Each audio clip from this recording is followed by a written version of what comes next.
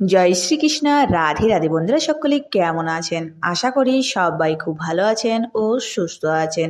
আর কয়েকটা দিন পর শ্রাবণ মাস শুরু হতে চলেছে। এই শ্রাবণ মাসে অনেক মেয়েরাই সবুজ কাচের চুড়ি পরে থাকেন। তো বন্ধুরা, আজকের ভিডিওটা হচ্ছে শ্রাবণ মাসে কেন সবুজ চুড়ি পরে মেয়েরা, যার কারণ জানলে আপনিও পরবেন এই সবুজ চুড়ি। শ্রাবণ মাস শিবের মাস। আদিদেব শিব ও বিষ্ণু একে অপরের পরিপূরক। শ্রাবণ মাসে লক্ষ লক্ষ ধর্মপ্রাণ মানুষ মহাদেবের আরাধনায় রত হন। আষাঢ় মাসে সংক্রান্তির পর শ্রাবণ মাস শুরু হয়। এই বছর 18ই জুলাই শ্রাবণ মাস শুরু হচ্ছে। অনেকেই খেয়াল করে থাকবেন, এই শ্রাবণে অনেকেই মেয়েরা হাতে সবুজ কাচের চুড়ি পরেন।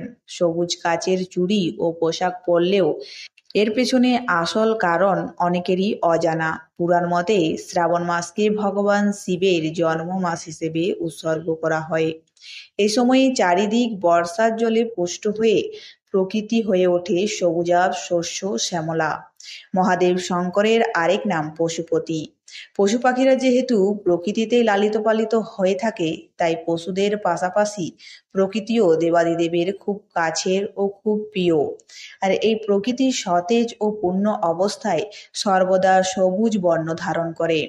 এই সবুজ রঙে বিশুদ্ধতা, সতেজতা ও পবিত্রতার প্রতীক। তাই আরাধ্য আশুতোষকে ভগবান শিবের যেটা আরেক নাম, প্রসন্ন ও তুষ্ট করতে এবং কাঙ্ক্ষিত ফলের আশা না করে স্বামী, সন্তান ও পরিবারের মঙ্গল চেয়ে সবুজ বর্ণের কাচের চুড়ি ও পোশাক পরিধান করেন মেয়েরা।